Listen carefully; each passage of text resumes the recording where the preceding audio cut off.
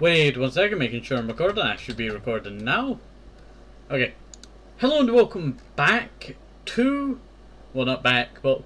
Yeah, back. Okay. Hello and welcome back to Random Game Tram Days. In today's episode we're playing Deluge, Sermon for the Dead. I'm pretty sure this is a sequel to the last one. The thing is, I didn't play the last one too much. I did play the start of it, and I played like an hour, and I remember talking so long in that my voice hurt. But then I saw this on Steam, and I decided, it's free, I might as well check out the next one that came. Probably not as long as the last one, because the last one was, that took forever. Did talk about Fiji Waves or something, that was the last one. Could not remember its full name. You know what? I would say that the game has definitely looks very improved.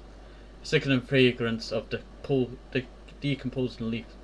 Although I was desperately trying to recall a dream of the crown rose that had been torn from violently no more than 20 minutes. Grateful that the morning were growing lighter again, no longer forcing me to make this miserable journey through the pitch darkness. And it was with these thoughts in my mind that I became aware of, circling around me, scanning its environment I turned around. Before me stood a young woman, no older than 25. From her sophisticated style and demeanour, I could immediately make out that she wasn't from... And the moment she noticed me, she approached slowly at first, but more confidently once she picked... excuse me, could you help me? I'm looking for a place called Fairview Apartments. Could you tell me where it is? Of course I can.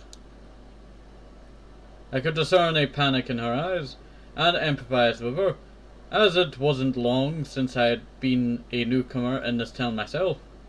Soon, however, I landed a job in the newspaper delivery business, the first job I ever held, and it wasn't long before I had grown familiar with every street and borough. I flashed her a reassuring smile. Fairview, that's not far from here. Just head back up the road, and turn to the left. I will have to say something. This thing's going so fast. Preferences.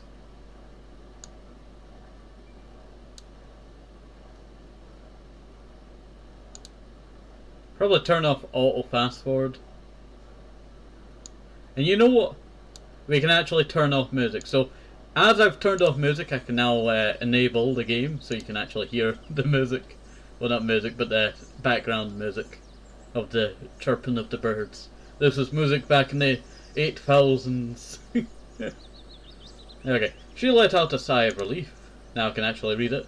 Are you visiting someone who lives here? Visiting? Yes. I'm visiting myself. I stared at her in confusion. It's me that lives at Fairview Apartments, but I just moved in yesterday afternoon, so I forgot the fastest way home. She flashed me a silver house key. I really thought I wouldn't get lost this time. Her voice turned melancholic.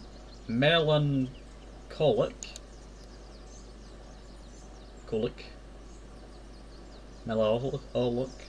I don't know how you say that word. It's not often I say it, so you don't remember how to say it a lot of the time. It's not like I'm unfamiliar with these surroundings, I used to live here as a child until I was about 6 years old. I've even visited a few times since then. But things have changed, the town has expanded. You know what, this kind of makes me want to play the first game again. And kind of just pick off where we last left off. I feel like there was some kind of backstory with corruption with religion or something like that in the last game. But I was just picking up the pieces that, I didn't know what piece went where. But, this game actually has quite a nice art style compared to the last one. I feel like they've improved the art style, but I don't know if it's just my imagination.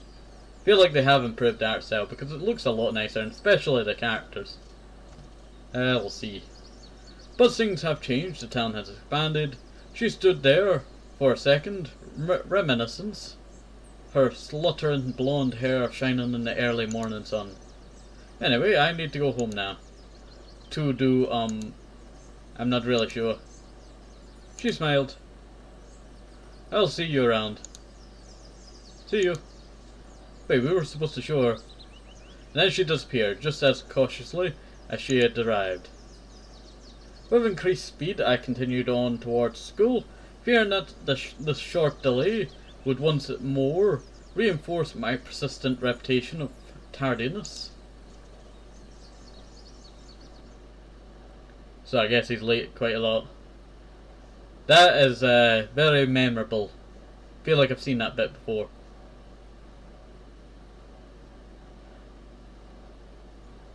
Does not. I feel like there should be music here.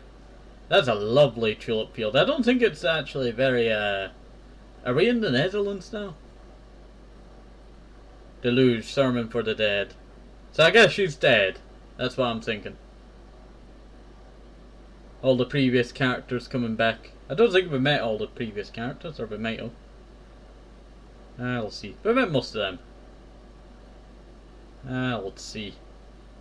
But I would probably go back and play the previous ones if you wanted. The previous game that I was talking about.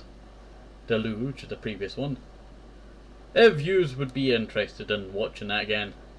It was over like an hour or something long of me reading the thing over and over and over again. I just remember the painful throat I had afterwards. That's like the most memorable part. Except for certain scenes that I can basically kinda remember. It's been quite a long time since I last played it. I was planning on a second video, but then, you know, projects I want to work on keep coming first, and then, you know, I kinda just sidelined it for a while. And then maybe one day I'll record it again. But if you would be interested in seeing that, we might as well. Oh yeah, the newspaper thing. I totally forgot that's how we started off. We were delivering newspapers.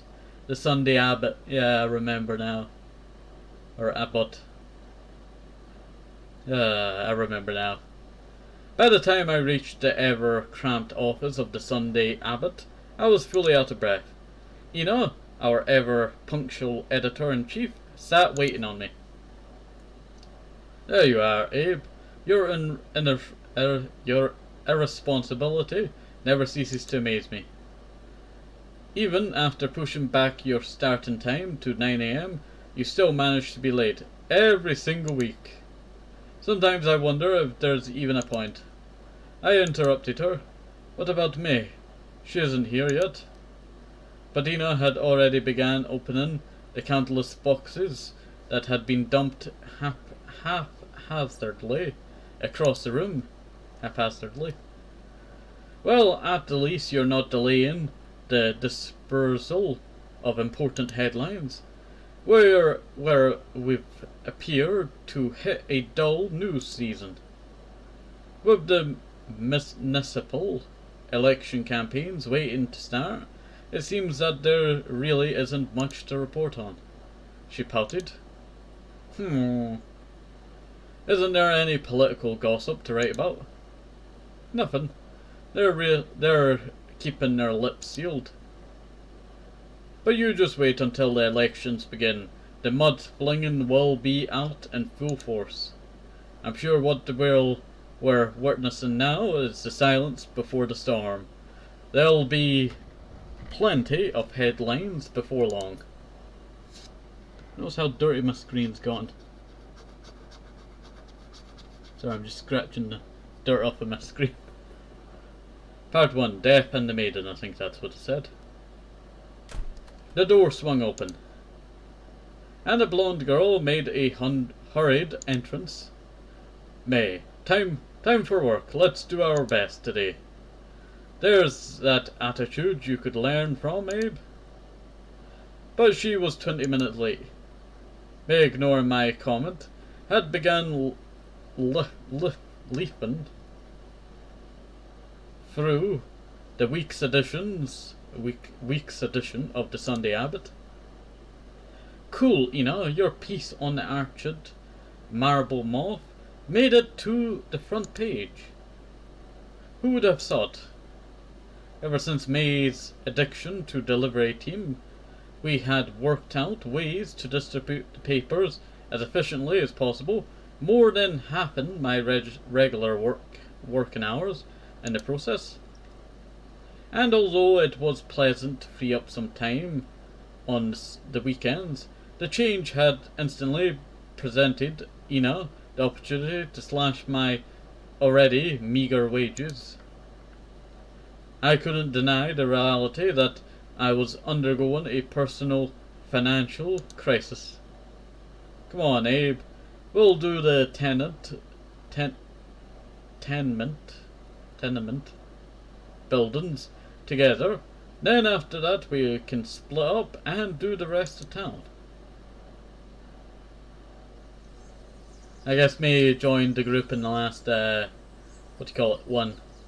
After loading our delivery cart with 3 boxes of papers, we made our way in the direction of town. The area beyond the school was sparsely developed, with only a few mansions rising up infrequently from behind spiked gates, each surrounded by acres of woodlands. While I pulled the cart, May looked over the subscription directory, stopping me at regular intervals to deliver a paper or two at the house we passed by. Can you smell it, Abe? Nature is blossoming. This hardly feels like work, now that spring is in the air. Work smells like work, no way to hide it. The scent of fresh printing ink may seem nice at first, but at the end of the day I always have difficulty washing it from my hands, and end up smelling like I'm hot off the press far into Sunday afternoon. May smirked. That's how it is, isn't it? But to be honest, I really don't mind the smell. The thing we use has a earthly scent that pairs well with a floral perfume. May, when did you become so metropolitan? She blushed. Shut up. That's the best shut up I could do there. Not much later, we arrived at a large residence. Out in the yard I detected a eager face, clearly awaiting our arrival. Leopold. Yes, Leopold. I look like Sean Connery mixed with Indiana Jones mixed with another guy. There you are, kids. Fashionably late, as always. Leopold. Yes, I say my name every time I speak. Let me read the garbage you're decimating today. No, not unfriendly. Councilman Leopold. She now does his voice.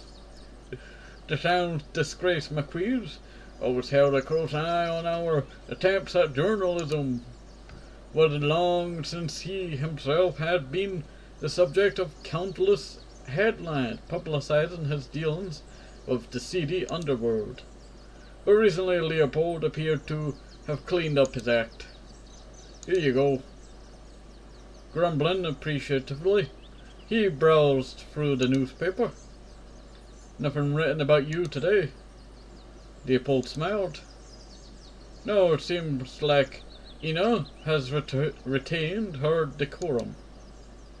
I don't mind your paper reporting the news, you see. But it's when the line between public and private sphere blurs that I have my reservations about her journalism. It isn't easy being a public figure. It becomes so much harder to indulge when everyone's watching you. You slip up once, make one tiny mistake, and it's magnified 1,000-fold. I nodded compassionately. It's a lonesome endeavor. Do you know what my party has done to me for the upcoming elections? No. They lowered me to 11th place on the list. Just out of spite over things that happened in the past. 11th place, what does that mean? It means the end of my political career. That is it. That is. My party ARR, AIR, only holds 8 seats in the town council, so I have zero chance of returning to my position next year. Maybe you campaign really hard. Forget about it. It's political homicide. So, he scowled. Just think of all the free time you'll have now. I'll need it. To make matters worse, my deadbeat son is returning home this year after dropping out of university. He was majoring in German Romantic Theatre, or something equally useless, but even that turned out to be too demanding for him, and now he can't find a job for the life of him. Can you kids put him to work delivering papers? I think our team is pretty much complete. He chuckled. Well, I can't blame you for keeping your distance. He's a real slacker, hasn't worked a day in his life. And still, he'd be the type to consider himself too good for this kind of work. Maybot jumped up. No one is too good to deliver the Sunday Abbot. Never mind. Bernard is his name. You might catch him loitering around town. I hope to have him off my hands soon. Right, goodbye. Have a nice day. See you. Gotta read the paper inside. Hot chocolate. Hot chocolate quite nice, yeah. We said goodbye to the grumbling Marquis and made our way to the edge of town where a working class district lay that was irregularly littered with council houses. Okay, now that we're not talking about them. No! He's back! The devil himself is back! We were welcomed by a loud bark. Good morning, Pyrrhus. Pyrrhus. You're up early. Pyrrhus has been helping me on the Saturdays by pulling the cart and protecting me against danger. She reached out to give the dog a pat on the head, but in an instant the dog lunged at her and sank its teeth deep into her arm. Pyrrhus, that hurt. Reluctantly, the dog retreated. Please be more careful, Pyrrhus. We don't have time to play. Meow. Our work proceeded quickly, and it wasn't even lunchtime by the time we rounded the last tenement block. Pyrrhus followed us at a safe distance. We're doing great, Abe. Pyrrhus and I'll take the cart and finish off the remaining suburbs. You should have enough papers to cover the city centre. Are you sure you'll be safe? Don't worry, Abe. I have Pyrrhus by my side. Yes, Pyrrhus. I don't know why I fell back into this accent. I just kinda did. That's what I was worried about. I thanked May and we each went our way. Meow. Dinosaur. Okay, hopefully I don't fall back into it. Abbotsford town centre isn't large, and as I made my way from the letterbox to letterbox, I thought to myself that May had truly drawn the shortest straw by agreeing to cover the suburbs. May, however, appeared to derive a lot more satisfaction from the work than I did, so it seemed fair that she would take on the lion's share of the workload. Suddenly I picked up a distinct laughter. Look, it's Abe, always the bearer of glad tidings. I glanced in the direction of the sound and made out 2 girls, both of whom attended my high school. This is Naomi. You may know her. She's on the swim team. Naomi acknowledged me with a curt nod of her head. So what are you girls doing here? Church isn't until tomorrow, right? Of course it isn't, but we're helping with our helping with Jarvis is playing Battlefield 2042. Still a terrible game, I tell you. But we're helping with the preparations for the Sunday service. We're here to do some routine maintenance on the church properties. Can the church afford to hire specialists for that kind of work? It's just recurring tasks. Old buildings require a lot of upkeep. But please follow me. I want you to look at something. I guess we have to follow. As I followed the girls through, I don't know what kind of church this is, but there's not enough room in here for chairs, I tell you. As I followed the girls through the main entrance into the nave of a church, I could hear soothing tones seeping in through the walls. I do apologize. That's the boys' choir. They're practicing in the auditorium. I hope you don't mind the sound. She beckoned me onward. Are we gonna get stabbed and murdered? Maybe they got pulled up. Oh. We headed down a short staircase and through a narrow corridor that led into a crypt that was studded directly underneath the church. In the faint light I could make out the walls.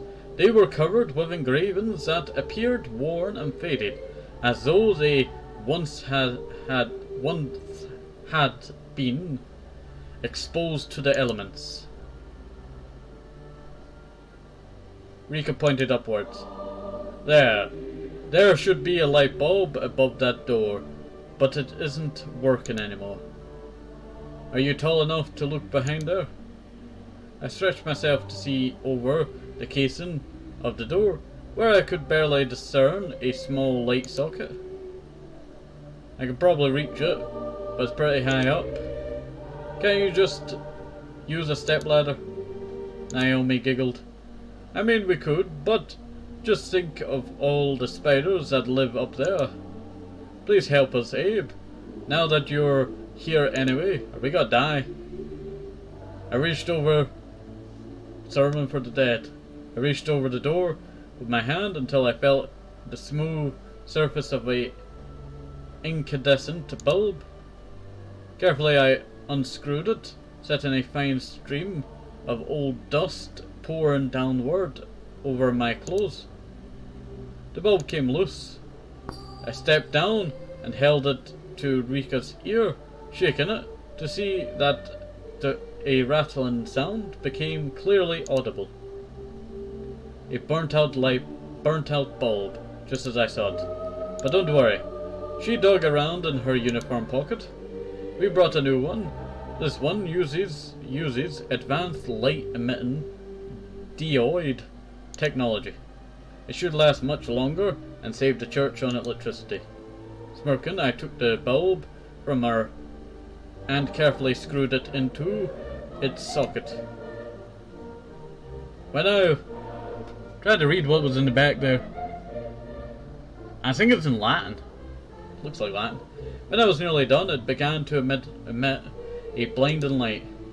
I had to catch myself to retain my balance, as the entire crypt that had been steeped in darkness just a moment ago was suddenly illuminated.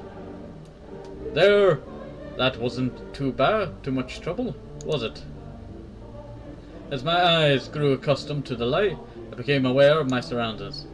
We were standing inside a windowless catacomb. Large stone slabs covered the walls around us, every one of them inscribed with time-worn glyphs. Some places are better kept in darkness. Oh, not at all. Do you see these stones? Do you know where they come from? They look like gravestones to me. Rika smiled. That would be correct. You should take a look at the dates on the stones. I see 1499, I think, back there. Yeah, 1499. And I can't see any other one. No, wait. Looks like a sculpture sent something. It looks like, you know, you can't escape or something. Let's see. You should take a look at the dates on these stones. Some date back to the early 1400s. Yeah, I just read that. When this town was still situated on the island. On an island. Do you know there used to be a different church on Abbot? It served the congressional up to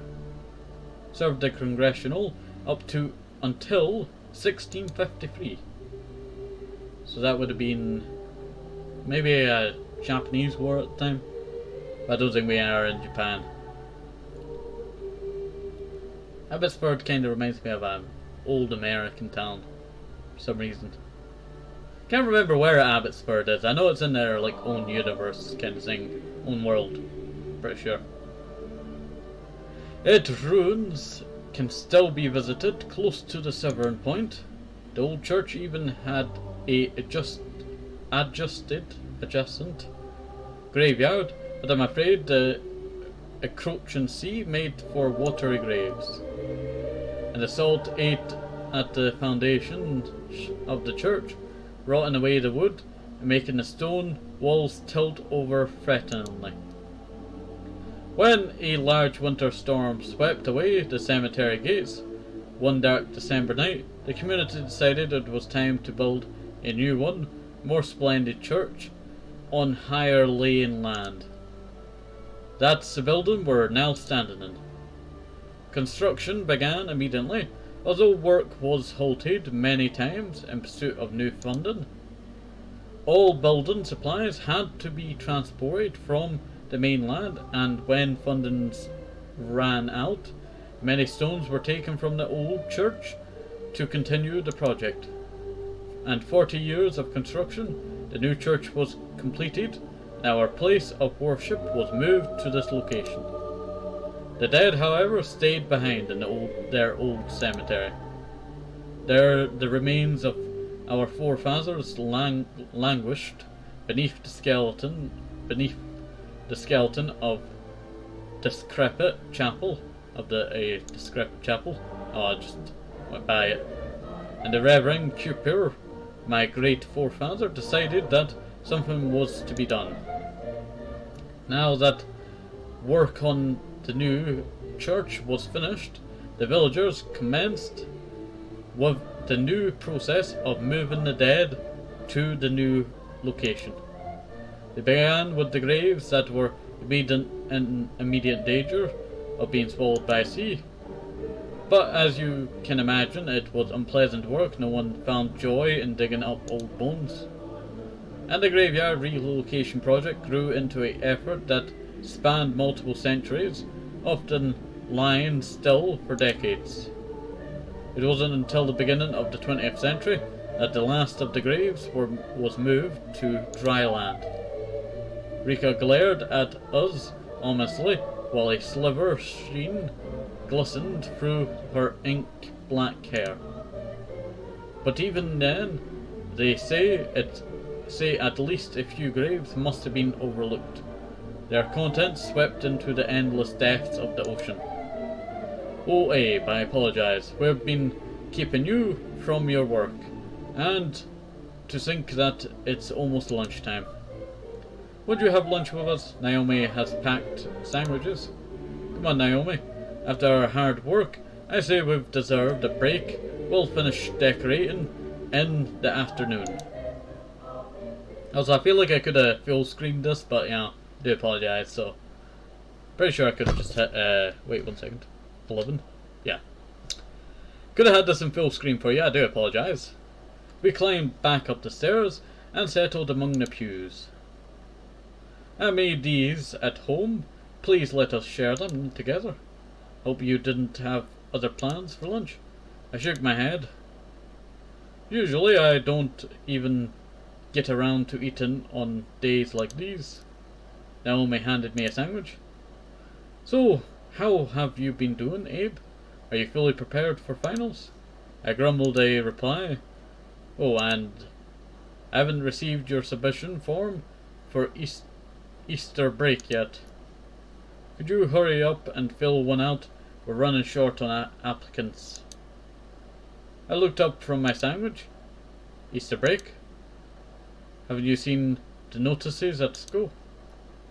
It's our yearly outing, where we stay at the beach for a few days as a last escapade before finals start. You know what? I bet you that beach has got to be right next to that church. We'll hold nightly study sessions, but mainly it will be a carefree vacation. Naomi and I are on the organisation committee together. Rika took out a small form from her purse. Please fill this out as soon as possible. You wouldn't want to miss Easter break. You know what? That time could be spent doing something else, huh? You may get like a free holiday to the, ocean, but you can't guarantee that, everything's got to be like in good condition. The trip got to go well and all that. I guess it is just a free trip, so multiple people would take it. And let me know if you think of anyone else who would be interested in attending. As registration is low this year, anyone is welcome, not just graduate students. Will you join us on Easter breaks? I'd love to. I knew you would, because I know one of these two are, gonna end up doing something bad, and then you're gonna need some help. Please fill this out and hand it to me at the earliest possible occasion. I accepted the form, slipping it into my pocket thoughtlessly. I hope you own a pair of swimming trunks. Probably don't.